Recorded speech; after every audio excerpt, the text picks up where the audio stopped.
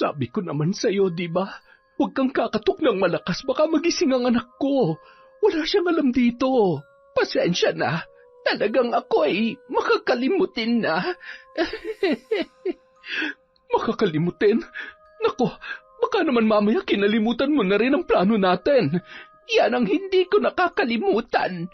Kung ganoon, nasaan? Heto na ang hinihingi mo.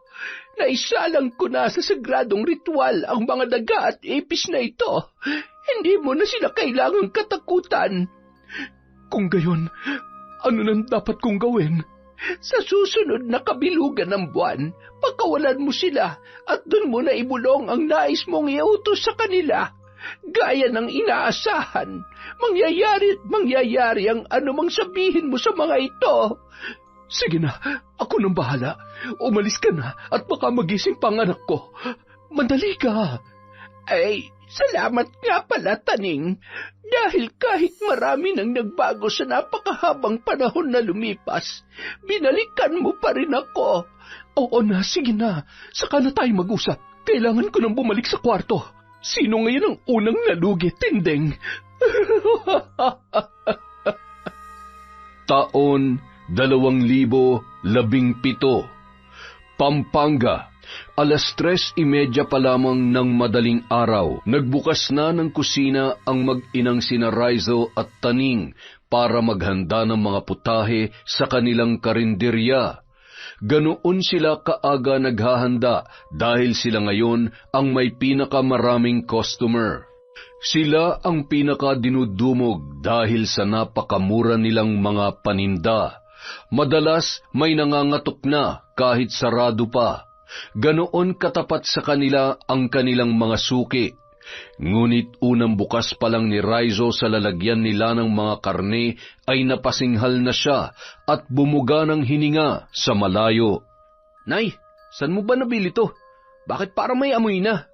Doon sa bagong bukas sa kabilang palengke, may bagsakan ng mga double dead doon. Mas mura sa kanila kaya doon ako kumukuha.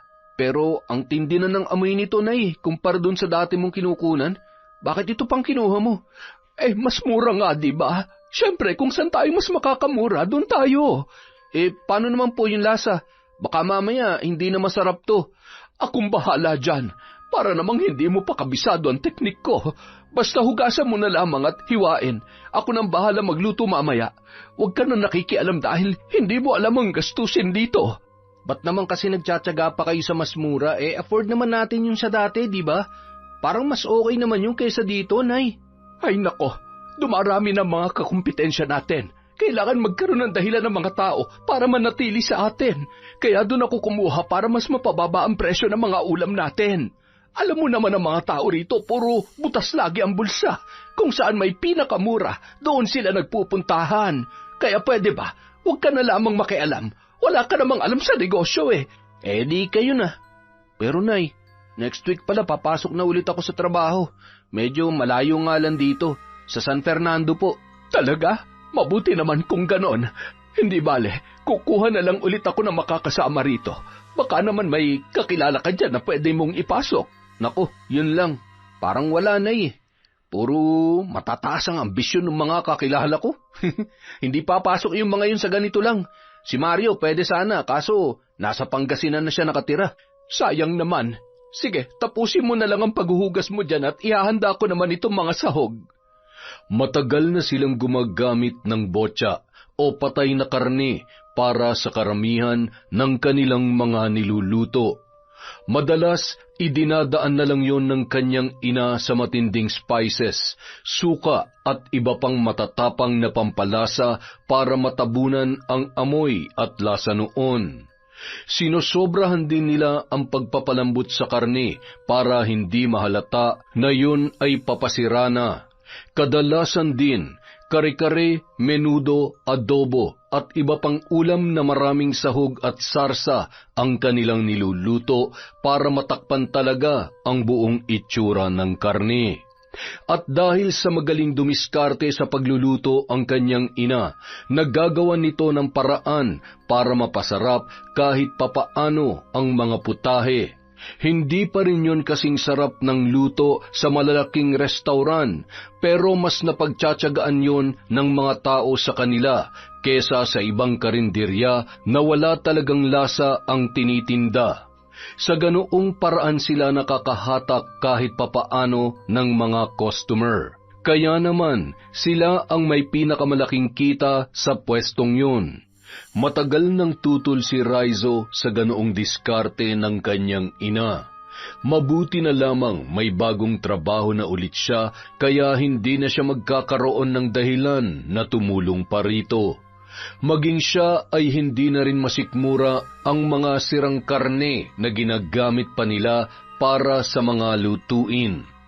Katulad ng dati, magbibigay na lang siya ng pera buwan-buwan sa kanyang nanay at yun na ang bahala sa lahat ng gastusin. Hindi niya na kailangang makisali sa diskarte noon sa kanilang negosyo. Uy, Aling Taning! Nasaan na yung paborito kong bulalo? Nakasalang pa, Karding. Konting hintay na lang at maluluto na yon. Grabe, ikaw na yata may pinakamaraming pila ngayon Abay, siyempre, ganun talaga kapag maganda at masarap magluto. Wow, Taning! Tama ka dun sa masarap magluto. Anong sabi mo? Paano naman dun sa maganda? Alam mo, mas mahalaga na masarap ka magluto at mabuti ang kalooban mo. Yun lang yun. Buisit ka? Bahala ka maghintay ng matagal dyan sa bulalo mo. Kinabukasan, nakipagkita si Raizo sa bayan sa kasintahan niyang si Althea. Anak yon ni Aling Janice na kapitbahay nila at kakilala rin ng kanyang ina. Matagal na rin yon sa kanilang lugar, bagamat hindi kapampangan katulad nila. Mahigit 1 taon na rin silang magkasintahan ng babae at pareho namang alam ng kanilang magulang ang kanilang relasyon. Papasok ka na pala ulit next week, mahal. Kaso ang layo naman. Bakit sa San Fernando pa? Doon lang kasi ako nakakita ng kumpanyang malaki ang pasahod pero 5 araw lang ang pasok Mas malaki pang sasahurin ko ron kesa dyan sa dati kong trabaho sa kabilang bayan na 6 na araw na nga ang trabaho, mas mababa pa sa minimum. Saka lumalaki na rin kasi ang gastos namin kaya kailangan na talaga. Okay lang naman yon. Ang importante para din sa magulang mo yung ginagawa mo. So, bale, stay in ka ba doon? Hindi ko pa sigurado Itatanong ko muna kung anong final schedule ko. Doon ko lang malalaman kung kailangan kong lumipat o pwede namang umuwi gabi-gabi. May part-time ba dyan sa papasukan mo? Baka naman pwede mo akong i-recommend. Bakit? Ayaw mo na ba doon sa fast food na pinagtatrabahuhan mo? Oo naghahanap na ako ng malilipatan. Sobrang toxic kasi tapos lagi pang late dumarating yung mga kapalitan ko. Minsan 1 oras silang late. Tapos kapag ako naman ang gumawa nun, ang dami-dami nilang sinasabi. Tapos ang dami na rin pinagagawa sa amin sa school. More on practical na kaya triple na rin ang pagod ko. Ang hirap ng pagsabayin. Alam ko meron pa kaming bakante. Hayaan mo, itatanong ko na lang ulit pagkabalik ko ron. Kaso, more on production ang hinahandle namin dun Alam ko meron kaming back office kaso hindi ko sure kung may bakante sila ron Okay lang ba sa'yo? Oo, okay na rin sa akin yon. Ang importante, kasama kita. Mas hindi ko mararamdaman ang pagod ko kesa dun sa mag-isa lang ako tapos walang kasama. Kaya sobrang nakakatamad nang magpatuloy. Ay, ikaw talaga. Hindi ka kasi nakikipag-close sa ibang tao Samantala, araw ng Sabado, maaga pa lamang marami ng tao sa karinderya ni Aling Taning. May mga nakapila na sa labas at naghihintay ng bakanteng pwesto. Kasama ni Raizo ang isa nilang katiwala at nagtutulungan sila sa pagsiserve ng pagkain sa mga customer. Habang ang nanay niya naman ang nakatoka sa kusina at kasalukuyan pa ring nagluluto. Pagkatapos maibigay ang order ng isa nilang suki, may napansin siyang umupo sa bakanting pwesto sa dulo. Nagulat siya sa kanyang nakita. Kung hindi siya nagkakamali, ang matandang yon ay si Aling Dalisay. Kilalang mambabarang na nakatira sa isang baryo sa kanilang lugar. Nagtaka siya at napaisip kung ano ang ginagawa noon sa kanilang karinderya. Agad siyang pumasok sa kusina at kinausap ang kanyang ina. Nay, nandito si Aling Dalisay. Talaga? Ay, sige, ikaw na muna rito. Pupuntahan ko lang. Ha? Bakit po? Alam niyo po ba na pupunta siya rito? Oo, bakit? Ako nagpapunta sa kanya dito. Nay naman, bakit kayo nakikipag-usap sa taong yun? Anong kailangan niyo sa kanya? Bakit? Ano bang problema mo sa kanya? Kilalang kilala siya ng mga taga rito. Mambabarang yung matandang yun. Ang lumalapit lang sa kanya yung mga may gustong ipabarang, Nay. Ba't niyo siya pinapunta rito? Meron ba kayong ipapatrabaho sa kanya? Grabe ka naman. Pagkamalan ba naman akong magpapabarang? Huwag ka nga mag-isip ng kung ano-ano. Gawin mo na lang yung pinapagawa ko sa iyo dyan at pupuntahan ko muna siya. Ha? Saglit lang to. Wala nang nagawa pa ang binata nang tumalikod na ang kanyang ina at iniwan na siya sa kusina. Sa maliit na bintana na nagdudugtong sa labas ng kainan, nakita niya kung paano nilapitan ni Nanay Taning ang matanda. Pagkatapos ay bigla yung tumayo at doon sila tumuloy sa loob ng bahay. Gusto sana niyang sundan ng dalawa pero bigla niyang naamoy ang nasusunog na niluluto sa kawali, kaya agad niya yung nilingon at binaligtad. Pagsapit ng gabi, naisipan niyang lapitan muli ang ina na nag-aayos pa rin ng mga gamit sa kanilang kusina. Nay, ano na pag-usapan niyo ni Aling Dalisay? Wala naman. Bakit? Anong wala? Nakita ko kayong pumasok sa loob ng bahay. Imposible namang wala kayo na pag-usapan. Bakit ba nakikialam ka na naman sa mga bagay na pang matatanda lang? Wala ka bang gagawin sa kwarto mo? Nay, hindi ako matatahimik hanggat hindi niyo sinasabi kung ano talagang pakay niyo sa kanya. Bakit niyo ba siya pinapunta rito kanina? Anong pinag-usapan niyo? Alam mo, ikaw, nakakainis ka rin minsan, ha? Masipag ka naman, mabait at magalang. Pero minsan may pagkatsismoso ka rin eh. Yan ang ayaw ko sa'yo, alam mo ba yon? Pwede ba, huwag ka na nga lang nanghihimasok sa usapan ng iba? Hindi yan gawain ng lalaki. Nay, isa na sa mga kaibigan ko na biktima ng matandang yun. Binarang siya ni Aling Dalisay dahil yung isa sa mga kaaway niya lumapit dun sa matanda para patawan siya ng parusa sa kasalanan na hindi naman niya ginawa. Muntik na mamatay yung kaibigan ko eh. Kilala niyo rin yun, sinama ko na siya dito dati, si Joel. Aba, malay ko, sa dami ng kaibigan mo, dapat ba kilala ko silang lahat? Saka alam mo, huwag mo nga sinisiraan yung matanda. Wala naman siya masamang ginawa rito eh. Basta Nay, sana lang talaga wala kayong binuong anumang transaksyon o kasunduan sa kanya.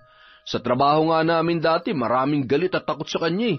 Tapos kayo, pinapunta niyo pa rito sa bahay natin. Paano kung bigla siyang may gawin dito nang hindi natin nalalaman? Ang tanong, may nangyari ba? Wala naman, di ba? Kaya pwede ba, anak, doon ka na lamang sa kwarto mo kung wala ka rin namang matinong sasabihin? Hindi na sumagot ang binata.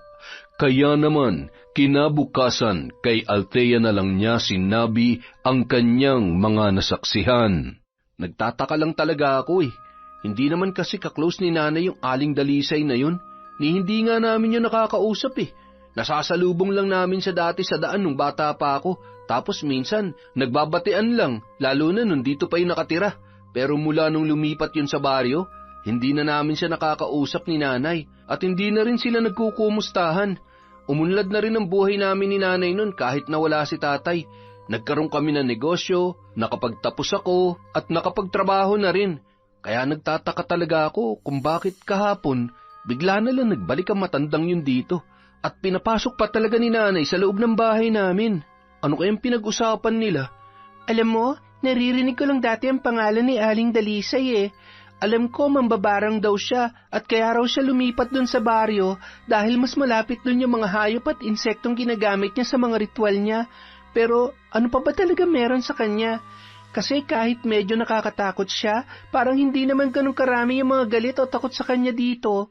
Hindi naman siya tinuturing na banta sa lugar natin. Pero bakit ayaw na ayaw mo sa kanya? Dahil nga binarang niya yung kaibigan ko kahit wala namang kasalanan. Nangyari yun 10 years ago. Hindi pa tayo magkakilala at iba pa yung nakatira nun sa bahay nyo. Basta, mahabang kwento. Hindi lang talaga ako komportable tuwing nakikita ko yung matandang yun. Akala mo lang mabait siya dahil tahimik at hindi nananakit. Pero kapag may nakaaway ka at pinabarang ka sa kanya, nako, hindi yun magdadalawang isip na patawan ka ng barang kahit kilala naman niya na mabuti kang tao. Pwera na lang kung mahalaga ka siguro sa kanya. Kaya masisisi mo ba ako kung bakit ayaw ko sa kanya? Baka mamaya kung ano nang pinag-usapan nila ni nanay. Kaya hindi talaga ako matahimik. Alam mo, medyo nag-overthink ka lang eh. Wala namang masamang nangyari, tapos wala ring nangyayari dito sa paligid natin. Mas mabuti pa siguro kung wag mo na lang siyang isipin. Mag-focus ka na lang dun sa bagong work na nilipatan mo. Minsan nagiging malaking problema din yung labis na pag-iisip eh. Kilala mo naman ako, di ba? Kahit nun pa man talagang OA na ako mag-isip. At yun ang lagi nagliligtas sa akin sa kapahamakan. OA man sa paningin ng iba, pero nag-iingat lang ako, no?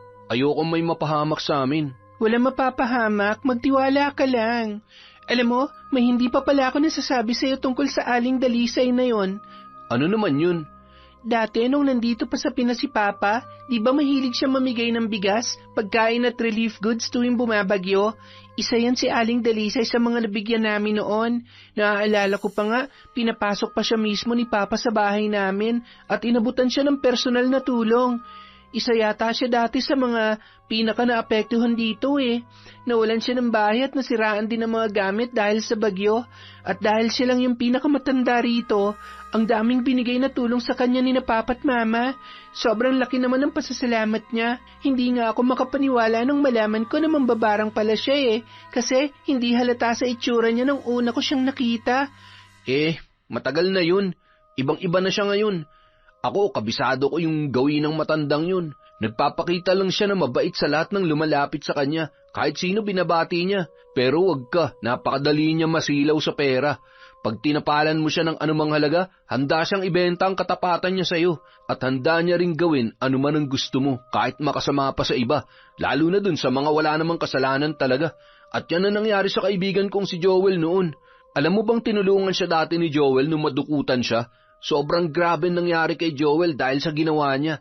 Kaya nga, hindi na siya nagbalik dito mula nung gumaling siya. Sorry mahal ha, pero pwede ka bang malaman kung ano talaga nangyari kay Joel? Kung anong dahilan, bakit siya pinabarang nung kaaway niya? Yung kuya ng ex niya nagpabarang sa kanya. Lumapit sila kay Aling Dalisay at nagbayad ng malaking halaga para barangin si Joel. Sinasabi kasi nun ng ex niya na may iba raw siyang babae at nahuli pa raw sila sa computer shop. Pero kilala ko si Joel. Tsaka magkasama kami nung araw na yun kaya alam ko na hindi totoo yung binibintang nila sa kanya. Naghanap lang yun ng dahilan para maghiwalay sila. Talaga? Kawawa naman pala si Joel. Hindi ko alam na ganun palang nangyari sa kanya. Mabait pa naman yun nung huli kami nagkausap. Kaya nga hanggang ngayon hindi ko talaga mapatawad yung ex niya. Doon lang din yun nakatira sa kabilang bayan. Malapit sa dating pinagtatrabahuan ko.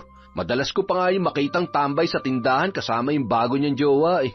Ang dugyot nilang tingnan. Hayaan mo na yun, mahal. Gaya nga ng sabi ko kanina, huwag ka na lang muna mag-isip masyado hanggat wala pang nangyayaring kakaiba. Baka wala naman talagang masamang balak yung nanay mo nung kausapin niya si Aling Dalisay. Ay, ewan ko ba sa kanila? Makalipas ang ilang linggo, nagdagdag na ng isa pang tauhan si Nanay Taning sa karinderya. Si Raizo naman naging abala na sa bago niyang trabaho na medyo malayo sa kanilang lugar.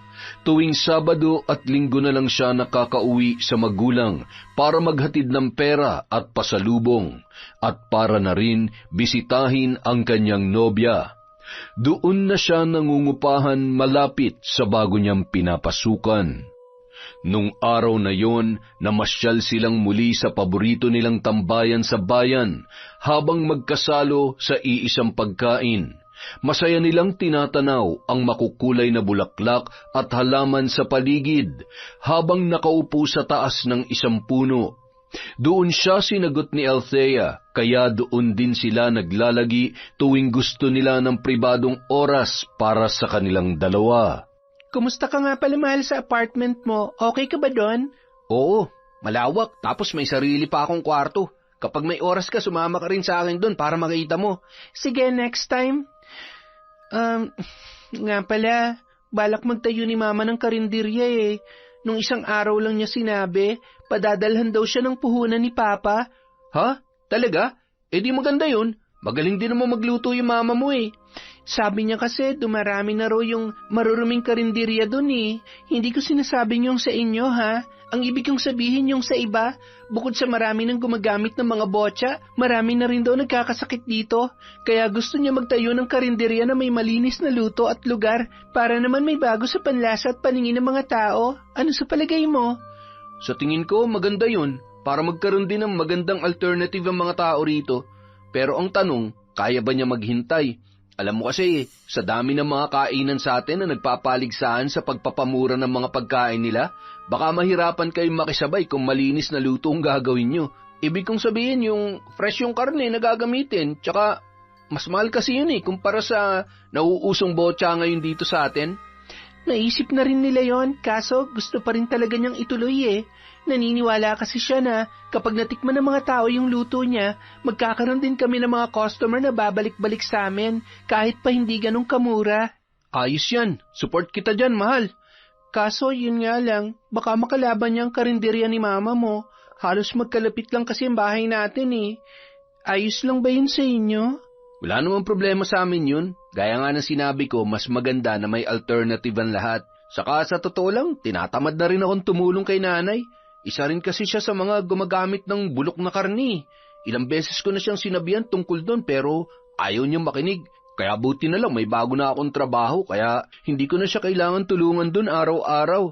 Basta pag natuloy yun, sana kumain ka rin ha, kahit isang beses lang. Tinuturuan na rin kasi ako magluto ni mama ngayon eh. Gusto ko rin kasi siyang tulungan mag-manage doon. Basta kahit anong gawin mo, lagi akong susuporta sa'yo. Dahil mahal na mahal kita, Althea. Mahal na mahal din kita, Raizo. Salamat at palagi mo akong binibigyan ng oras kahit gaano ka kabisi. Pagkatapos nilang magbonding, muli silang namasyal sa bayan hanggang sa lumubog na ang araw. Ngunit sa kalagitnaan ng kanilang paglalakad, muling nasilayan ni Raizo si Aling Dalisay sa isang tabi. Tila may binibili yon sa isang tindahan.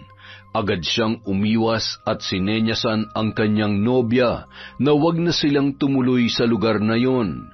Agad naman siyang sinunod ng babae. Samantala, dumating na ang araw ng pagbubukas ng karinderya nina Althea. Sila ng nanay Janice niya ang nasa kusina habang ang pinsan niya namang si Ezekiel ang nakatoka sa labas para humarap sa mga customer. Nag-half day lang nung araw na yon si Raizo sa kanyang trabaho para makakain doon, gaya ng kanyang ipinangako sa kanyang nobya. Grabe, ang sarap talaga, walang halong biro. Salamat mahal ha, thank you talaga, ginawan mo ng paraan para makapunta rito. Sulit nga ang punta ko eh, dahil ang sarap talaga. Kung nandito lang ako palagi, baka dito na ako kakain araw-araw sa inyo. Di hamak na mas masarap to kaysa sa mga luto namin, promise. Talaga? Naks naman. Alam mo, itong adobo kay mama yan, pero itong giniling, ako nagluto niyan. Ah, talaga? Pareho naman masarap eh. Pero itong giniling kasi, paborito ko na talaga to noon pa man eh. At ayos din ton sa'yo ah. Medyo maanghang at kumpleto pa sa sahog. May pugo pa. Iton the best sa akin. Thank you talaga mahal ha. Ikaw lang yata may pinakamaraming binili dito sa amin. Yung ibang mga kumain kanina, puro tigisang order lang ang kinuha eh. Kaya mukhang maliit lang ang kita namin ngayong araw. Hayaan mo, okay lang yan. Ganyan talaga sa simula. Dadami rin ang mga customer nyo pag na-realize nila na mas masarap kumain dito sa inyo. Yun na nga rin ang sinabi kanina ni Mama eh. Kapag daw nalaman ng mga tao na mas masarap dito sa amin, kusa rin silang babalik kahit medyo mahal. Pero thank you talaga mahal ah. Sana magustuhan ng kapitbahay mo dun sa San Fernando yung mga tinake out mo para sa kanila. Siyempre naman, ipapatikim ko talaga sa kanila to. Pero kay nanay siguro hindi na. Baka kasi sumpongin na naman ng inggit yun eh. Ikaw talaga? Ipagdala mo rin yung mama mo para matikman niya rin. Kahit wala nang bayad yon. Sagot ko na. Talaga? Sige, mamaya. Siya nga pala. Pumapasok ka pa ba sa work mo? Nagre-render na lang ako.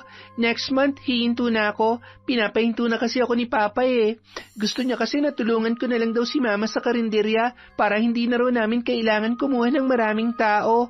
Oo nga naman. Tama naman yun. Bakit naman kasi kailangan mo pang pumasok pinadadala naman kayo lagi ng papa mo. Choice ko naman na maging working student kahit hindi kami kapos sa pera. Ang mindset ko kasi, gusto ko may prior experience na agad ako bago ako graduate para may konting advantage na rin, lalo na sa panahon ngayon na hindi na sapat ang diploma lang. Kaya ako, pinagsasama ko ng diploma at diskarte. Ang sipag talaga ng girlfriend ko, kaya mahal na mahal kita Makalipas ang ilang linggo, unti-unti nang nagkatotoo ang napag-usapan ng magkasintahan. Nagbabalikan na ang mga dating kumain sa karinderya ni na Althea dahil napagtanto ng mga yon kung gaano kasarap at kalinis ang kanilang niluluto. Kahit may kamahalan ng konti, nagtiyaga ang mga yon na bumalik para kumain. Sabi pa ng ibang customer, hindi na raw baling magbayad sila ng mahal. Ang mahalaga ay mabusog sila sa kanilang kinakain. Hindi raw gaya ng sa iba na nagkalat na karinderya na sobrang mura nga pero nakakaumay ang lasa. Naramdaman din ni Aling Taning ang tila pagtumal ng kanyang karinderya. Napansin niya na karamihan ay doon na pumupunta sa pwesto ni na Janice. Hindi niya matanggap ang pangyayaring yon at muli na naman siyang ngumalngal. Walang hiya yung Janice na yan. Tinuring ko pa naman siyang kaibigan. Tapos ganito lang ang gagawin niya sa akin. Inagaw niya na yung mga customer ko. Pati si Mang Berting sa kanya na rin kumakain. Walang hiya. Nay, ano na naman ang pinuputak-putak niyo dyan? Paano yung magaling nating kapitbahay doon? Nagtayo ba naman ng sarili nilang karinderya? Kaya pala konti na lang ang kumakain dito sa atin. Hindi niya ba naisip na meron ng kainan dito? At yun pa talaga ipapatayo niya sa harap ng bahay nila? Ano naman po ang masama ron? Wala namang batas na nagbabawal magtayo ng karinderya kapag meron na sa malapit. Alam mo, ikaw pilosopo ka talaga no? Ang sakin lang, asan yung pakikisama niya? Sa dinabi namin na pwedeng ipatayo, bakit ganun pa talaga? Tsaka, magnobyo ko yun ang anak niya. Ako pa talagang kinalaban niya. Meron na nga tayo Tsaka ano ba meron sa kainan nila at bakit siya ang dinudumog ngayon? Sa tingin mo, kailangan natin magbaba pa ulit ang presyo? Ano na naman po ang gagawin nyo para mapababa pa ulit ang presyo? Kukuha na naman kayo ng mas bulok na karne. Hindi nyo ba alam na hindi naman talaga yung presyo ang tinitingnan ng mga tao, kundi yung lasa, tsaka sariwang pagkain? Tingnan nyo sa kanila, bukod sa masarap na yung luto, fresh pa yung ginamit na karne at hindi tinitipid ang sahog. Malinis din yung labas at loob ng karinderya nila. Sobrang gaan sa paningin at paligid, kahit yung mga kutsara at tinidor, napakalinis din. Tsaka gumagamit pa sila ng tamang sanitation. Ako mismo nakita ko nung kumain ako ron, kaya hindi ko rin masisisi kung bakit doon na naglilipatan ng iba, Nay. Hindi naman talaga sobrang naghihirap ang mga tao ngayon. Kapag nakakita sila ng mas magandang alternative, kahit may dagdag presyo, papatulan pa rin nila basta alam nilang sulit at mabubusog sila. Ay, teka nga muna. Bakit parang lagi mo na lamang kinakampihan ng babaeng yan? Pansin ko parang mas pinupuri mo pa sila kesa sa akin, ha? Ano bang pinakain sa'yo nun, ha? Boyfriend ka lang naman niya. Nilalason niya na bang utak mo? Oh, kayo naman yata ngayon ang OA mag-isip, Nay. Matapos niyo akong sabihang OA dahil sa pakikialam ko sa pinag-uusapan niyo ni Aling Dalisay. Paano naman kasi? Sarili mong nanay, ayaw mong tulungan. Kapag nagpatuloy pa sa paghina ang negosyo natin, baka bumagsak na itong karinderya na ilang dekada ko nang inaalagaan. Nay, paano ko kayo matutulungan may trabaho na nga ako? Ano bang gusto nyo? Tumambay na naman ako rito para tabla-tabla tayong lahat. Kung tutuusin, hindi nyo na kailangan magkarinderya pa Nagbibigay naman na ako sa inyo. Hindi pa ba sapat yun? Aba, kung ano-ano na yung sinasabi mo para ipagtanggol yung karinderya ng jowa mo, ha? Tumigil ka, Raizo. Minsan talaga hindi ko na gusto yung pananalita mo. Ako pa rin ang nanay mo, kaya dapat sa akin ka kumakampi. Hindi yung pinupuri mo pa yung iba at parang masaya ka pa na tumutumal ang karinderya natin. Makalipas ang ilang linggo, lalo pang humina ang kita ng karinderya ni na Aling Taning. Halos mabibilang na lang sa daliri ang mga kumakain sa kanila araw-araw. Kung dati pinipilahan sila at inaabot ng gabi, ngayon hapon pa lamang nagsasara na sila dahil halos wala nang kumakain. Ang iba sa katabi nilang karinderya ay tuluyan ng nagsara. Ang bagong dinudumog at pinipilahan ay ang karinderya ni na Althea. Kahit hindi ganoon kamura ang pagkain, mabilis yung kumalat at pumatok dahil masarap daw ang pagkakaluto ng mga pagkain at malinis din ang kanilang lugar. Kaya naman kahit nagtitipid ang iba, pilit silang gumagastos, makabili lamang ng matinong pagkain. Unti-unti ring napagtanto ng mga tao na hindi sa lahat ng pagkakataon ay dapat pagtiyagaan ang napakamura pero wala namang lasa. Dahil doon, labis na nabahala si Aling Taning. Hindi pwede to. Hindi pwedeng malagas ang customer namin. Kailangan makagawa ko ng paraan para bumalik sila sa akin. Pagsapit ng sumunod na Sabado, maagang umuwi si Raizo sa kanilang bahay para doon ipahinga ang kanyang weekend. Pero sa gate pa lang, nagulat na siya nang makitang lumabas sa kanilang pinto si Aling Dalisay. Nakatalukbong pa ng itim na belo ang ulo ng matanda. Ngumiti yun sa kanya nang magkatinginan sila, pagkatapos ay tahimik na lumabas ng gate at hindi na lumingon pa. Muling binalot ng pagtataka ang binata. Agad niyang kinausap ang ina tungkol dito nang makapasok na sa loob ng bahay. Nay, ba't nandito na naman si Aling Dalisay? Anong ginawa niya rito? Wala naman. Bakit? Hanggang ngayon ba maglilihim pa rin kayo sa akin? Ano ba talaga kasi ang pinag-usapan yung dalawa? Wala ka na ron. Usapan ng matatanda yun, kaya pwede ba? Huwag mo munang ginugulo ang utak ko. Kararating mo lang eh. Magbihis ka nga muna ron. Ay, nako. Hindi na nakipagtalo pa si Raizo sa kanyang ina at dumiretso na lamang sa kanyang kwarto. Pero nang makapunta siya sa kusina, nakita niya na may nakapatong na maliit na bote sa lamesa. Noon niya lang yun nakita sa mga gamit nila, kaya sinubukan niyang tingnan ang laman. Parang isang langis na kulay pula at may kakaiba ring amoy. Hindi niya mawari kung ano yun. Hindi naman mabaho pero napakatapang sa ilong. Pakiramdam niya bibigat ang buong katawan kapag inamoy niya pa yon ng matagal. Agad niya yung binitiwan nang marinig ang yabag ng paa ng kanyang ina, saka siya dali-daling dumiretso sa banyo para umihi. Nang sumunod na linggo, may nasagap siya na hindi inaasahan. Madaling araw pa lang ay nagising na si Raizo. Medyo mabigat ang kanyang pantog kaya agad siyang lumabas at dumiretso sa banyo para magbawas. Pagkatapos noon, naabutan niya ang kanyang ina na kausap muli si Aling Dalisay sa labas ng kanilang pintuan. Dahil doon, kumunot na naman ang kanyang noo. Habang wala sa kanya ang atensyon ng dalawa, palihim siyang lumapit sa mga yun at pinakinggan ang kanilang pinag-uusapan. Salamat, Apong Dalisay. Oo, tama ka. Sobrang epektibo nga yung binigay nyo. Biglang nagkaroon ng kakaibang sarap yung mga niluto ko mula nung sinunod ko yung mga sinabi ninyo. Umaasa ako na mababawi ko ulit yung mga nawalang customer ko dahil dito. Maraming salamat ulit, Apong Dalisay, ha? Walang anuman, Taning. Basta huwag mong kalilimutan yung mga itinuro ko. Pagkatapos mong mahalo lahat ng mga sangkap na kailangan, doon mo ilalagay ang dugo mo, saka mo papatakan ng langis na binigay ko. At kapag nahalo mo na lahat, 2 patak lang ang kailangan sa bawat putahe para magkaroon ng kakaibang sarap. Oo naman, hindi ko kalilimutan yan. Nalista ko nga sa papel yung pagkakasunod-sunod eh. Sana lang talaga makabawi ako agad. Hindi talaga ako papayag na maagawan ako ng customer ng buwisit na Janice na yon. Hindi siya magpapabagsak sa akin. Kapag naubos na ang langis, sabihan mo lamang ako para magawan pa ulit kita. Medyo matagal kasing gawin yan.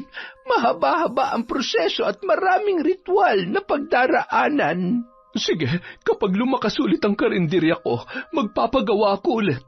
Huwag ka mag-alala, titriplehin ko pa ang bayad sa'yo. Malaki na ang sahod ng anak ko ngayon, kaya mas malaki na rin ang may bibigay ko. Labis na nagulat si Raizo sa kanyang mga narinig. Agad siyang umatras at bumalik sa kanyang kwarto. Hindi siya makapaniwala na yun pala ang dahilan kung bakit lumapit ang nanay niya sa matandang mambabarang. Agad niya yung sinabi kay Althea nang sila ay magkita. Seryoso? Pwede rin palang gawing gayuma ang dugo? Oo naman, matagal na naming alam yan sa probinsya sa Siquijor. Marami sa mga kakilala namin doon ang gumagamit ng sarili nilang dugo para gawing gayuma sa mga taong gusto nilang mapasa kanila. Pero hindi lang gayuma ang pwede mo magawa doon. Marami ka pang pwedeng gawin. Gaya na lang ng ginawa ni Aling Dalisay na pampasarap ng mga pagkain, pampatibay ng mga gamit, at pwede rin pampagaling ng karamdaman. Maraming kayang gawin ng mga mambabarang. Hindi lang puro pagbibigay ng sakit ang kaya nilang gawin. Kapag nakapunta ka sa probinsya namin, marami kang makikitang mambabarang at mangkukulam doon na mas makapangyarihan pa kay Aling Dalisay. Ay, buwisit talaga. Umaandar na naman ang pagiging inggitera ni nanay. Ganun naman siya palagi kahit nun pa eh. Kapag may nakikita siyang umaangat na iba, gagawin niyan lahat para pigilan ng mga yun. O di kaya, pipiliting lampasan ang tagumpay nila sa kahit na anong paraan. Yun ang dahilan kaya lagi sila nag-aaway ni tatay nung buhay pa yun eh. Hindi na naalis sa ugali niya yun. Pasensya ka na, Althea. Sana lang, hindi madamay ang mama mo sa mga kalokohan ng nanay ko. Ano ka ba? Hindi naman mahilig pumatol si mama sa mga ganun eh. Basta, lagi lang siyang nakafocus sa sarili niyang mga plano. Wala siyang panahon para makipagkompetensya sa iba. Ayoko lang kasing pagmulanto ng away nila eh. Lalo't dati naman sila magkaibigan. Hayaan mo na yon. Hindi naman ako galit sa nanay mo. Saka, wala naman din kaming pake kahit ano pang ihalo niya sa mga luto niya. Basta kami ni Mama, focus lang kami sa magandang serbisyo na binibigay namin sa mga tao. Yung pagiging malinis ng mga pagkain at lugar ang lagi namin ginagawa rito. Wala nang iba. Para kasing nakakawala na rin ng gani. Lalo na nung malaman ko na yung karamihan sa binibigay ko sa kanya, yun din palang ipinambabayad niya sa matanda. Hindi ko akalaing magagawa ni nanay yun. Kahit nun pa man, ayaw na ayaw niyan nalalamangan. Kaya nga parang nagdadalawang isip na ako na magbigay sa kanya sa susunod eh. Ngayong alam ko na kung saan napupunta yung pinaghihirapan ko. So, ano nang balak mong gawin? Hindi ka na magbibigay sa nanay mo para wala na rin siya maibibigay kay Aling Dalisay? Ewan ko ba? Hindi ko na talaga alam kung anong gagawin ko eh. Litong-lito na ako. Basta wag ka lang kasi masyadong mag-isip. Hayaan mo na kung yun talagang trip ng nanay mo. Basta kami rito, ayos lamang kami. Hindi kami apektado. Hindi mo rin kailangang awayin ng nanay mo para lang sa amin, ha? Salamat, mahal ha. Tsaka, pasensya na talaga kayo. Makalipas ang ilang linggo, unti-unting nanumbalik ang mga dating customer nila Aling Taning. Maging si Raizo ay napansin na marami na ulit ang pumipila sa kanila. Sa pagkakataong yun, ang karinderya na nila at nina Althea ang pinakadinudumog sa buong lugar. Lalo tuloy siyang nag-alala para sa panig ng kanyang nobya. Sa tuwing may nakakasabay kasi sa pag-unlad ang kanyang ina, madalas ay sinusumpong ang bulok na pag-uugali nito na dati niya nang kinaiinisan. Para bang may allergy ang kanyang nanay sa nakakamit na tagumpay ng iba. Nawawala yun sa tamang wisyo at kung ano-ano ang pumapasok sa isip para lang pigilan ang iba na makasabay sa kanya. Katulad nung araw na yun, habang inoobserbahan niya ang kanilang karinderya ay narinig niyang kausap ng ina ang ilan sa mga suki nito. Kung ano-anong paninira ang pinagsasabi niya laban sa kainan nina Althea. Sa kabilang banda, medyo natakot din siya dahil mukhang umepekto na ang gayuma na ibinigay ng matanda.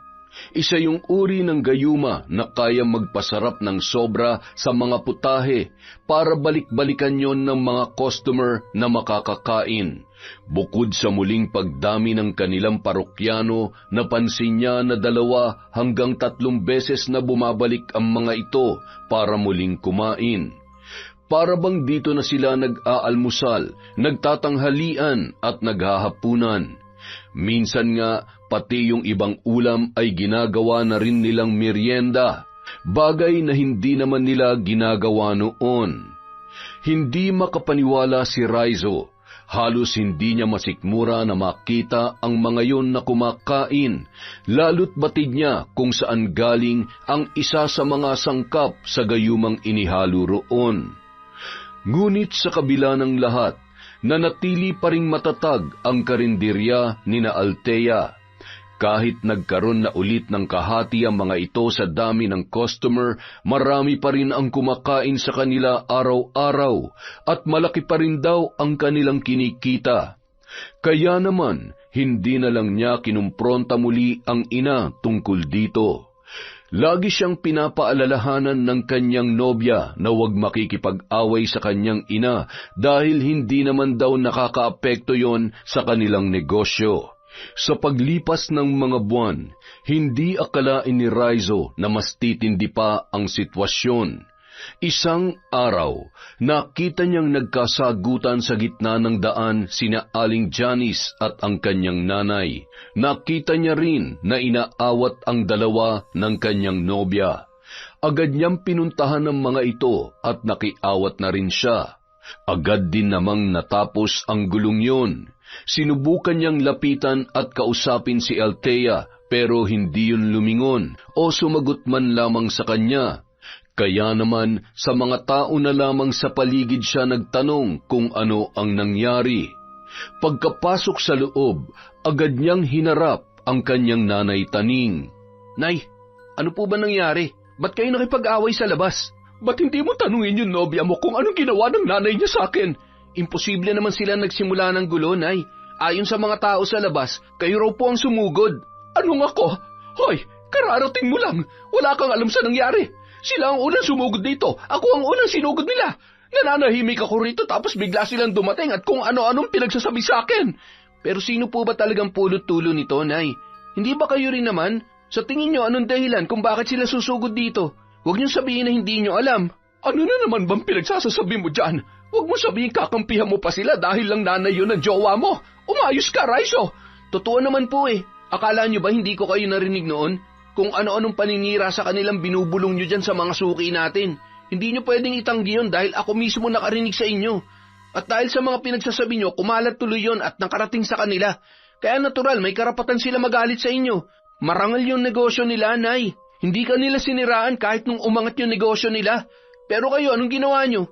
Nagkaroon lang kayo ng katapat, pilit nyo nang ibinababa. Kaya ngayon nyo sabihin kung sinong pasimuno sa inyong dalawa. Ay, ewan ko sa'yo. Mukhang nalason na talaga ng babaeng yun ng utak mo. Eh kung hiwalayan mo na lang kaya siya, hindi ko na gustong ginagawa niya sa'yo. Yan na naman kayo, Nay. Tamang hinala na naman kayo eh. Ang hilig nyo maniwala sa mga binubulong ng utak nyo na wala namang katuturan. Baka kayo nilalaso ng matandang dalisay na yun dahil siya ang dahilan kung bakit dumami ulit ang customer nyo, di ba? Akala nyo ba hindi ko alam ang sangkap na hinahalo nyo sa mga pagkain? Seryoso, Nay?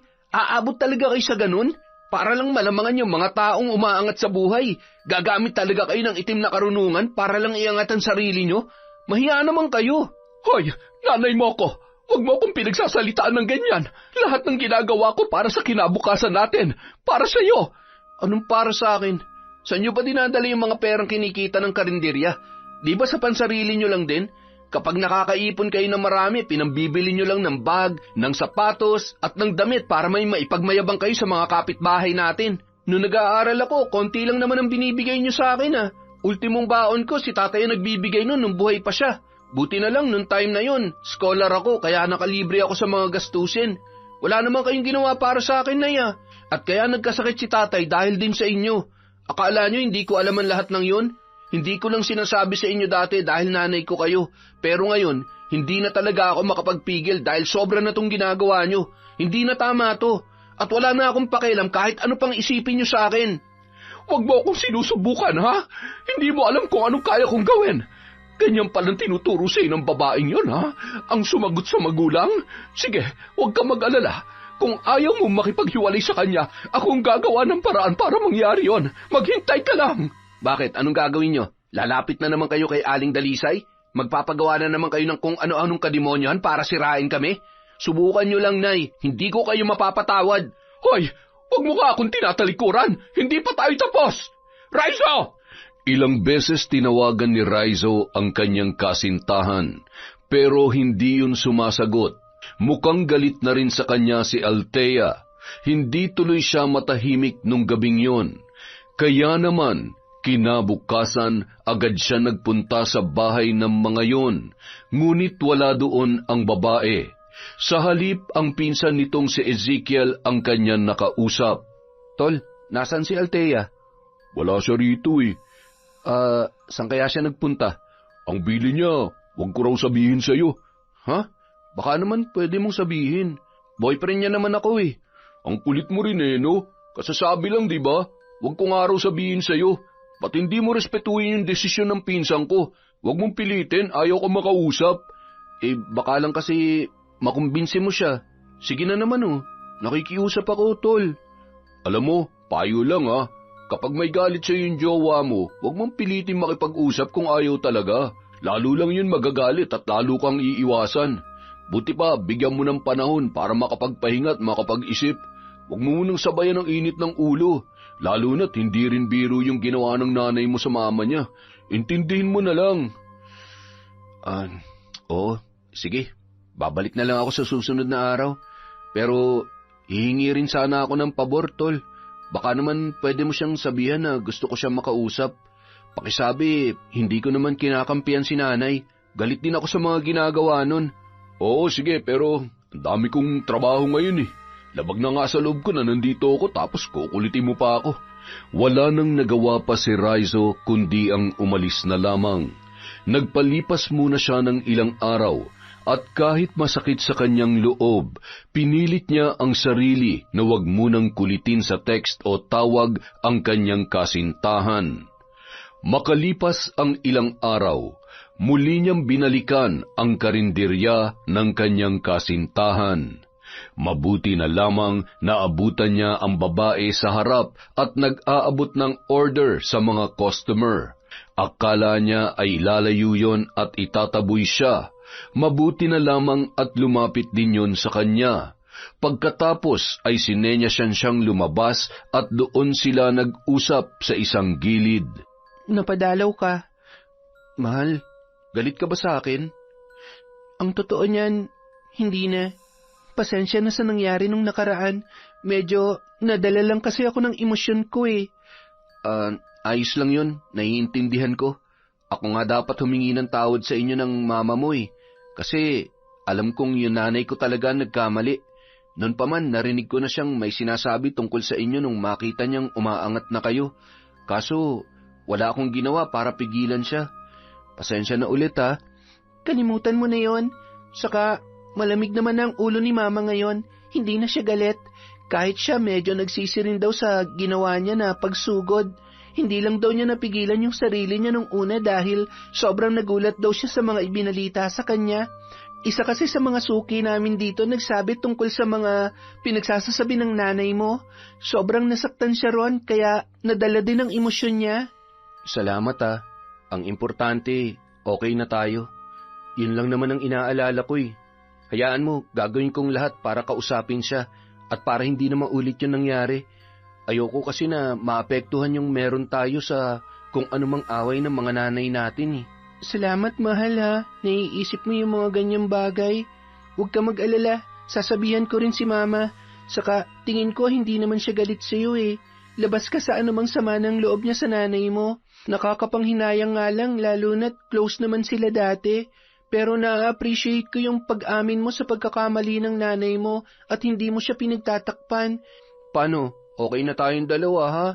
Bukas babalik na ako sa trabaho at baka sa susunod na Sabado na ulit ako makauwi.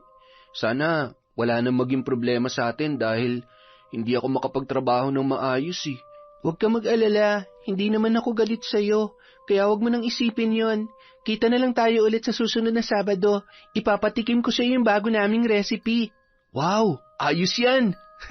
Sige! Uy, Althea, nasaan ka na ba? Nandyan na! Bakit ba kailangan mo pang sumigaw? Nakakagulat ka naman.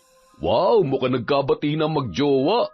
Huwag mo sabihin hindi ka natutulong dito porket nag-uusap na kayo. Hinahanap ka ng babae sa loob, kulang daw yung sukli mo. Ha? Paanong kulang? Tama naman yung bilang ko ah. Kaya nga pumunta ka na rito. Mamaya na kayo maglandian dyan. Asikasuhin mo muna yung trabaho mo. Binabadrip nyo na naman ako eh. At agad nang nagpaalam si Althea sa kanyang nobyo. Habang nasa biyahe si Rizzo papunta sa trabaho, muli na namang nakipagkita ang kanyang ina kay Aling Dalisay. Sa pagkakataong yun, hindi niya na pinapunta ang matanda sa kanilang bahay, bagkus ay siya na ang bumisita sa tahanan nito. Pinabantayan niya muna sa kanilang tauhan ang karinderya, saka sumakay ng motor patungo sa bahay ni Aling Dalisay.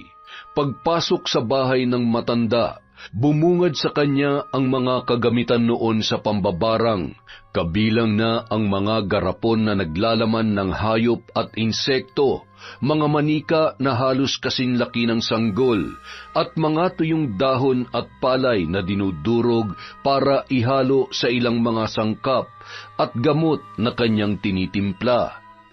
May kakaibang amoy rin ang loob, pero tiniis niya lamang yon alang-alang sa kanyang plano. Anong sadya mo rito, Taning? Anong may paglilingkod ko? Yun na nga. Nabalitaan mo naman siguro yung nangyari, di ba? Yung naging pag-aaway namin ng kapitbahay kong si Janice. Oo, nabalitaan ko yon. Alam mo, natutuwa rin ako sa'yo. Hindi ka talaga papayag na malamangan ng iba. Alam ko rin naman na ikaw lang ang nakakaintindi sa akin. Kaya huwag ka mag-alala. May dala ulit akong pera dito. Pwede mo ba akong tulungan? Sige lang, walang problema. Ano pa ang gusto mong mangyari? Gusto kong bigyan mo ng sakit yung Janice na yon. Patawan mo siya ng barang. Sigurado ka ba dyan? Hindi mo ba naisip na kapag may nangyari sa kanya, ikaw ang unang paghihinalaan, lalo na ng anak mo? Hindi ba't sinabi mo na kasintahan niya ang anak ng dati mong kaibigan? Kaya nga ang gusto ko, bigyan mo siya ng sakit na hindi mahahalatang galing sa barang. Di ba kaya mo namang gawin yon? Oo, kaya kong lumikha ng mga sakit na walang bakas ng pambabarang. Yung uri na may pagkakapareho sa malalang sakit sa mundo na karaniwang alam ng mga doktor.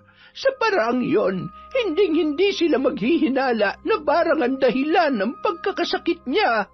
Yun ang gusto ko. Gawin mo yun sa kanya. Kaya lamang, hindi basta-basta ang ganong uri ng barang. Kung mga pangkaraniwang barang lang ang gagawin natin, may kasamang insekto, isang beses na ritual lang ang aking gagawin at mabilis nang kakalat sa buong katawan niya ang sumpa. Pero kung gusto mong maikubli ang pagkabarang sa kanyang katawan at maging kahawig lang ito ng isang normal na sakit, hindi isang beses ginagawa ang ritual na yon. Tuloy-tuloy lang yon hanggat gusto mo siya magkasakit at ikaw mismo ang gagawa noon. Ituturo ko sa iyo kung ano ang mga kailangan mong gawin. At tuwing sasapit ang 12:00 ng hating gabi, gagawin mo yon sa iyong tahanan para manatili ang sakit niya. Handa ka ba sa iyong kailangang gawin? Nakahanda ako, kaya lang hindi ba mahirap yung ritual na yan? May kasama bang dasal? Hindi pa naman ako marunong magbasa ng Latin. Huwag kang mag-alala, kapampangan din ang dasal na babasahin at kakabisaduhin mo. Halika sa aking silid, ipapakita ko sa iyo kung anong ritual ang gagawin mo gabi-gabi. Sumama siya sa matanda sa kwarto nito. Mas marami yung kagamitan sa pambabarang na naroroon. At sa bandang gilid may malaking aparador na naglalaman ng maraming libro. Karamihan ay lumang aklat na panahon pa ng kanilang mga ninuno. Mas madilim dahil natatakpan ng kurtina at mga gamit ang bintana. Walang masyadong pumapasok na hangin kaya agad siyang pinagpawisan. Pero tiniis niya pa rin at sinikap na panoorin ang ritual na isinasagawa ng matanda. Nakita niya kung paano nito tinusok ng karayom ang katawan ng isang malaking insekto. Pagkatapos ay dinasalan niya yon sa kanyang palad, saka itinapat sa kandila hanggang sa yon ay masunog. Ang abo ng insekto ay ipinasok niya sa isang maliit na bote, saka pinatakan ng langis na kulay berde. Pagkatapos, muli niyang dinasalan yon, gamit ang sariling wika ng kanilang probinsya. Pagkuway sinulat niya ang buong pangalan ni Johnny sa isang papel at isiniksik sa loob. Itago mo ang boteng ito sa lugar na hindi makikita ng anak mo para hindi kanya mabuko. Pag alis mo mamaya, bibigyan kita ng maraming bote at mga sangkap. Kapag malapit na maubos, balikan mo ako rito para mabigyan kitang muli. Ito ang gagawin mo tuwing 12:00 ng hating gabi. Iwasan mong makita ito ng anak mo o ng ibang tao. Dahil kapag winasak o binasag nila ang bote, mawawala ng bisa ang sumpa. Naiintindihan mo ba? Opo, nauunawaan ko. Pero pwede bang pakisulat na rin sa papel ang mga yan para siguradong hindi ko makalimutan? Ay nako, daig mo pa ang matanda. Sus, ang laki-laki naman ang binabayad ko sa iyo eh. Sige na, isulat mo na ulit yung mga kailangan kong gawin. Sa dami ba naman ang pinapagawa mo dyan ay imposibleng matandaan ko lahat yan. Eto na. Pero doble ang isisingil ko sa iyo. 5,000 na ang bayad dito. May pera ka ba? Oo, walang problema dyan. Basta kailangan magdusa ng babaeng yon. Pagkatapos maisulat ng matanda ang lahat ng proseso, agad din niyang iniabot ang bayad. Ilang sandali pa, nagpaalam na si Aling Taning at agad na umalis para wala nang makakita sa kanya. Kapag nagkasakit ka, wala nang mag-aasikaso ng karinderya nyo dahil ikaw na ang aasikasuhin nila. Babagsak na kayo at ako na ulit ang dudumugin ng lahat. Humanda ka sa aking babae ka. Nung sumunod na Sabado, tinupad ni Raizo ang kanyang pangako sa kanyang nobya. Pinuntahan niyang muli ang karinderya nito at doon siya kumain. Gaya ng dati, pinatikim uli ng babae ang bagong putahe na kanyang niluto. Grabe, ang sarap talaga. Alam mo, ang bilis mo talaga matuto. Biruin mo, hindi mo naman ginagawa to dati pero ngayon halos kapantay mo na yung mga luto ng mama mo. The best ka talaga, mahal. Salamat, mahal ah. Ikaw rin kasi ang dahilan kaya sinikap ko na matutong magluto. Gusto ko na mapasaya kita sa pamamagitan niyan. Teka, nasan pala yung mama mo? Hindi ko yata siya nakita dun sa kusina ninyo. Ang totoo, nagpapahinga siya ngayon sa kwarto. Ilang araw na kasi siyang may sakit eh. Kami na muna ng pinsan kong si Ezekiel ang kumikilos dito. Ah, ganun ba? Ilang buwan na ba si Ezekiel dito? Buti pumayag siya manatili ng ganung katagal. Diba sabi niya, ayaw niya rito dahil naiinip daw siya? Nagrereklamo na nga eh. Gusto niya na kasing umuwi sa kanila pero sabi ni Tito, magstay muna siya rito para makatulong sa amin. Binabayaran pa rin naman namin siya. Reklamador lang talaga yung lalaking yon. Pero seryoso, ang sarap talaga nito ah. Mukhang mapaparami na naman ang kain ko at masisira na naman ang diet ko. Ikaw talaga? Sige, kumain ka lang. Makalipas ang ilang linggo, mas lumala pa ang sakit ng ina ni Althea. Akala nila nung una, pangkaraniwang sakit lamang ang dumapo sa kanya. Pero habang tumatagal, parami ng parami ang kanyang mga nararamdaman. Hanggang isang araw, namumula ang mga mata ng babae nang magkita silang muli ng kanyang nobyo. Labis na nag-alala si Raizo para sa kanya. Bakit, mahal? Ano ba talaga nangyari? Sabihin mo sa akin. Mahal, si nanay. May autoimmune disease daw siya. 3 na raw, magkakasabay. Ha? Ano? Paano nangyari yun? Ba't ang bilis naman yata? Tsaka, bakit ngayon lang lumabas? Yun nga rin ang pinagtataka ng mga doktor eh. Ang bilis kumalat ng sakit niya. Ang bilis din dumami. Ang masaklap pa dyan, wala sa mga ospital dito ang kayang gumamot sa kanya. Kaya naman ang sabi ni Papa, ipapasundo niya raw si Mama at dun sa ibang bansa ipapagamot. Ano? Ibig sabihin, aalis kayo dito? Parang ganun na nga. Hindi ko alam kung kailan niya kami ipapasundo, pero kung sakaling mangyari yon, sana huwag ka magbago ha. Sana pagbalik namin dito, ako pa rin ang mahal mo. Siyempre naman. Hihintayin kita, Althea. Handa akong maghintay kahit gaano pa katagal. Basta, para sa paggaling ng nanay mo, ipagdadasal ko siya, kayong dalawa. Salamat. Maraming salamat, mahal. Habang naghihintay sa pagsundo sa kanila sa ibang bansa, palala naman ng palala ang kalagayan ni Janice. Isinugod na siya sa pinakamaganda at pinakamahal na ospital sa Maynila pero wala pa ring nagbabago. Maging ang mga doktor doon ay nagtataka na kung bakit hindi nila mapagaling ang ginang. Butit nagpaiwan ka rito, mahal. Sino nga pala nagbabantay sa mama mo ngayon? Ayoko naman talaga magpaiwan. Kaso, nakiusap siya sa akin na umuwi raw muna ako para mabantayan tong tindahan. Ayaw niya kasing sukuan agad to eh. Sayang naman daw yung mga nasimulan namin, lalo na't malaki-laki na rin ang ginastos niya rito. Ganun ba? Pero, sinong kasama mo rito? Ayun, si Ezekiel pa rin. Nakakainis na nga eh. Lagi na lang nagdadabog. Gustong-gusto na talagang umuwi sa kanila. Hinihintay ko na nga tumawag si Papa eh. Gusto ko siyang pakiusapan na kumbinsihin si Mama na isara muna to para mabantayan ko siya ron. Iba pa rin kasi talaga kapag akong nandun eh. Hayaan mo, sigurado makakabalik ka rin kaagad dun. Sana nga. Hoy Althea, yung niluluto mo rito nasusunog na. Oo na, sandali lang. Pwede mo naman tingnan eh. Alam mo naman may kausap ako rito eh. Kailangan ba bantayan pa kita dyan? Ang dumi-dumi ng kamay ko sa kalilinis dito tapos paglulutuin mo ko. Bumalik ka nga muna ron at magtrabaho ka. Panira talaga kayo ng araw eh. Dahil doon, nagpaalam ng muli si Althea sa kanyang nobyo. Labis na naawa si Rizzo sa pinagdaraanan ng kanyang kasintahan. Bukod sa lagi yung pagod sa paghawak sa karinderya, lagi pa yung nangungunsumi sa kasama nitong si Ezekiel na sobrang mainitin ng ulo. Bukod pa roon ang lumalalang kalagayan ng kanyang mama na nasa Maynila. Nais niyang matulungan ang kasintahan, ngunit hindi niya alam kung sa paanong paraan, hanggang sa mahagip ng kanyang paningin ang kanyang ina. Napansin niya na napakatahimik nito sa kusina at tila may ginagawa.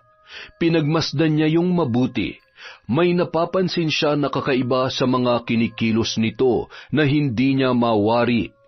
Para bang napakailap at tila meron ding hindi sinasabi sa kanya. Ilang linggo na yung ganoon. Naalala rin niya na hindi maagang natutulog ang kanyang ina. Kung dati-rati, halos sabay lang silang humiga pagkatapos ng mga gawain sa kusina. Ngayon, lagi niya na yung naaabutang nag-aasikaso pa rin sa labas kahit wala ng tao. Hanggang isang araw, sinubukan niyang alamin kung ano ba talaga ang ginagawa nito. Nakita niya na may inililigpit yon na mga bote at itinago sa isang kahon sa likod bahay. Kung titingnan sa malayo, aakalain ng iba na mga tambak lang yon ng lumang gamit. Pero nang subukan niyang tanggalin doon ang kahon at sinubukang buksan, nakakita siya ng maraming bote. At nang silipin niya ang laman ng mga yon, nagulat siya sa kanyang natunghayan. Bukod sa mga sangkap na hindi niya maipaliwanag, nakakita rin siya ng ilang piraso ng papel. Nang kanyang tingnan, nakita niya na nakasulat ang buong pangalan ni Aling Janice. Doon na siya nahiwagahan hanggang sa may pumasok muli sa kanyang utak. Ibinalik niya sa dati ang mga bote para hindi mahalata ng ina na kanyang pinakialaman ang mga yon.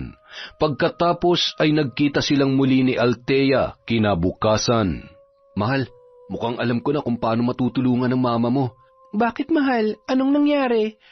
Nung magkasakit siya, wala ka ba napansing kakaiba sa mga sintomas niya? Hindi ba siya nagsuka na may halong insekto o hindi rin ba siya tinubuan ng mga kakaibang sugat o kati-kati? Wala naman siyang ganong sintomas. Bakit? Saka, anong kinalaman ng insekto doon? Sa tingin ko kasi, binabarang siya kaya nagkaganon siya. Kung tama ang hinala ko, may barang ang katawan niya, pero dapat magpakita yun ng mga pangunahing sintomas gaya ng pagsusuka ng mga insekto, pagtubo ng mga sugat na may uod, o ano pa mang senyalis na may kinalaman sa insekto. Teka, naguguluhan ako sa iyo, mahal. Bakit mo nasasabi yan? Sa tingin ko, yun ang dahilan kaya lagi nakikipag-usap si nanay kay Aling Dalisay. Mukhang nagkaisa sila para barangin ang mama mo. Ano? Seryoso ka ba? Halika, may pupuntahan tayo. Nung oras ding yun, nagtungo sila sa kabilang bayan kung saan matatagpuan ang albularyong si Mang Lucio. Bantog na manggagamot ang matanda sa kanilang probinsya. Matapos silang patuluyin sa loob ng bahay, pinakita niya rito ang isa sa mga bote ng ina na naglalaman ng pangalan ni Aling Janice. Sinuri yun ng matanda, maging ito ay labis na naggulat sa kanyang nakita. Hindi maaari. Bakit po, Mang Lucio? Ano pong nakita ninyo? Alam ko ang ritual na ito. Ito yung uri ng ritual para itago ang pagkabarang sa isang tao. Itago ang pagkabarang? Ano pong ibig niyong sabihin? Karaniwan, lagi nag-iiwan ng palatandaan ng isang taong may barang, gaya ng mga uod o insektong lumalabas sa kanyang katawan, lalo na kapag siya ay ginamot. Pero kapag ganitong ritual ang ginamit sa biktima, hindi ito magpapakita ng kahit na anong senyales. Magiging parang normal na sakit lang sa mata ng lahat ang karamdaman nito. Sa paraang yon, hindi malalaman ng kahit na sino na nabarang ang taong yon, at mahihirapan ang sino mang gagamot sa kanya. Kadalasan din, hindi lang isang beses ginagawa ang ganitong ritual.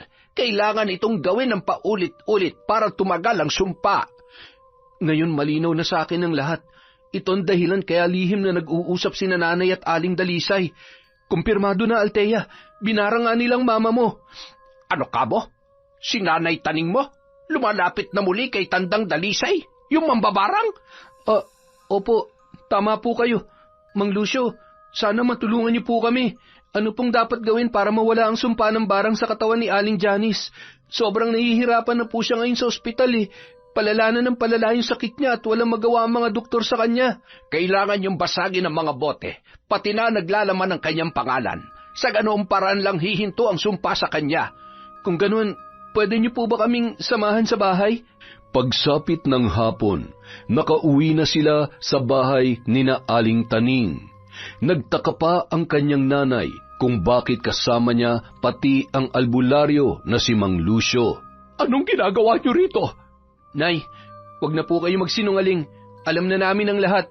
Ano bang pinagsasasabi mo?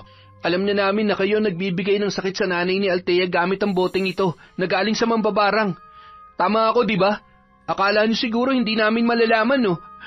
Saan mo nakuha yan? Ibalik mo yan. Ano po bang nagawa ng mama ko sa inyo, Nanay Taning, para gawin niyo to sa kanya? Wala naman po kaming ginagawang masama, Bakit niyo po siya kailangang siraan at ipabarang?